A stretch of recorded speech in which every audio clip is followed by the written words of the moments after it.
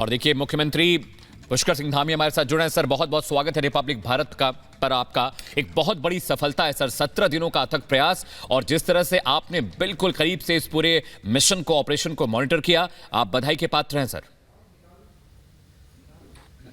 मैं सबसे पहले तो सबको बधाई देना चाहता हूं, सबका धन्यवाद करना चाहता हूं जो इन श्रमिक भाइयों को निकालने के लिए रात दिन जुटे हुए थे। रात दिन जिन्होंने प्रयास किया, भारत सरकार के, राज्य सरकार के, अनेकों अनेक एजेंसियों के लोग, सेना के लोग, एसडीआरएफ, एनडीआरएफ, आईटीबीपी, बीआरओ और भी जो संस्थान हमारे जो इसमें काम कर रहे थे, उन सभी का मैं धन्यवाद देना चाहता हूं कि उन सबके अथक प्रयासों से हमको सफलता मिली है। साथ में मैं बाबा बौखनाथ का भी नमन करना चाहता हूं, उनको भी उनकी कृपा से ये हमारा रेस्क्यू अभियान पूरा हुआ।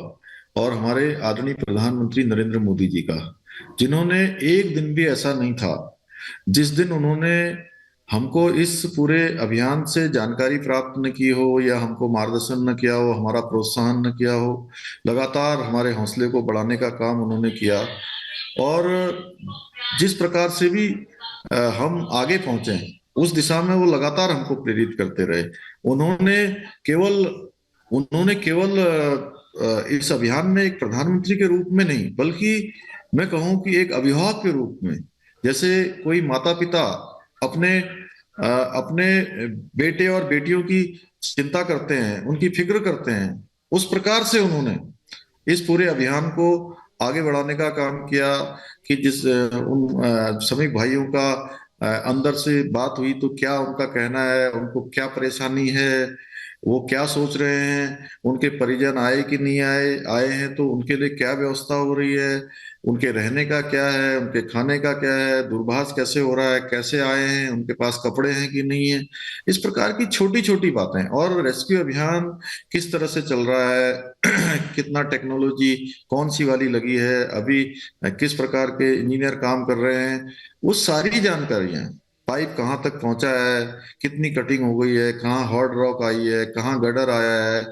उन्होंने कोई ऐसा दिन नहीं था जिस दिन उन्होंने इसके बारे में जानकारी न ली हो। उन्हीं का मार्गदर्शन था, उन्हीं का निर्देशन था कि हम बिल्कुल निश्चिंत होकर लगातार चुनौतियों के बावजूद भी, एक बार नहीं कई बार ऐसा हुआ कि अब हम अभियान पूरा करने वाले हैं, आज हमारे जो श्रमिक भाई हैं निकलने वाले हैं कुछ घंटों में, जी। और कुछ घंटों की जगह कई दिन हो गए।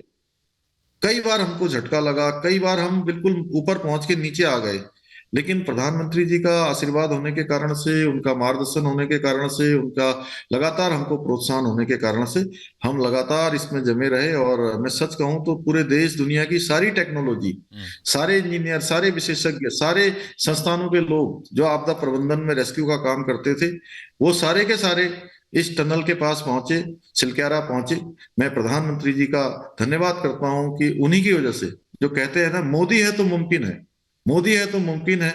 पूरे देश ने और दुनिया ने देखा कि भगवान की कृपा से, आदरणीय प्रधानमंत्री जी के निर्देशन में, सबके सहयोग से सभी श्रमिक भाई एक चुनौतीपूर्ण जंग लड़कर बाहर आए, सुरक्षित बाहर आए और सभी स्वस्थ आए।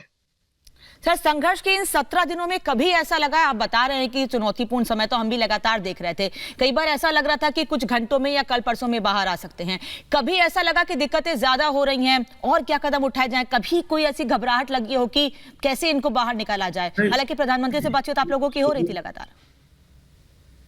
16 तारीख को एक बार ऐसा समय आ गया कि जब हम काफी तेजी से जो टनल के अंदर पाइप डालने का काम कर रहे थे, रेस्क्यू टनल का काम कर रहे थे, और 21 मीटर पाइप अंदर जाने के बाद एकदम से रुक गया। हम्म। और रुक ही नहीं गया, उसके बाद मशीन भी रुक गई, और मशीन के साथ साथ ऊपर से भी वाइब्रेशन होने लगा, तो काम बंद करना पड़ा। 24 घंटे तक काम बंद रहा, और वो बहुत कठिन स्थिति थी। वो कठिन स्थिति थी, और ऐसा लग रहा था कि अब क्या होगा, कैसे होगा, लेकिन भगवान पर पूरा भरोसा था।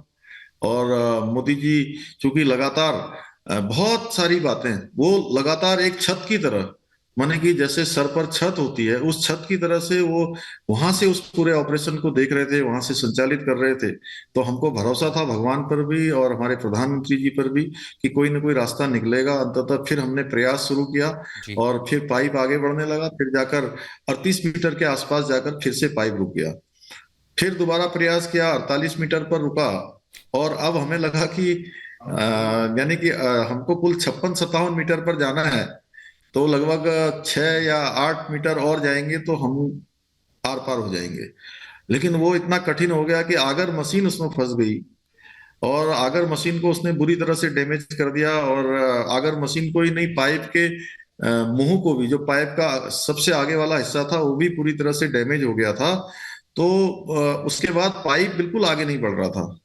फिर उसको पूरी मशीन को बाहर निकाला गया, जिसमें कि एक एक मीटर करके काटना, पहले उसके फैन को काटना, फैन को काटने के बाद पाइप के अंदर जाकर गैस कटर से उसको काटना। उसके लिए आगर मशीन को काटने के लिए प्लाज्मा कटर मंगाया गया।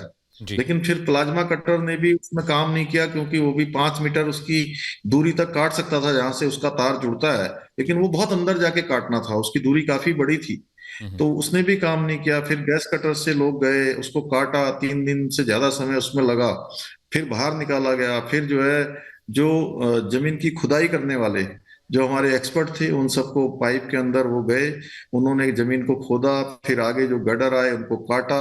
उसके बाद धीरे धीरे फिर रेस्क्यू अभियान आगे बढ़ा, और कल अंततः हमको ये जो बहुत चुनौतीपूर्ण काम था उसमें सफलता प्राप्त हो पाई।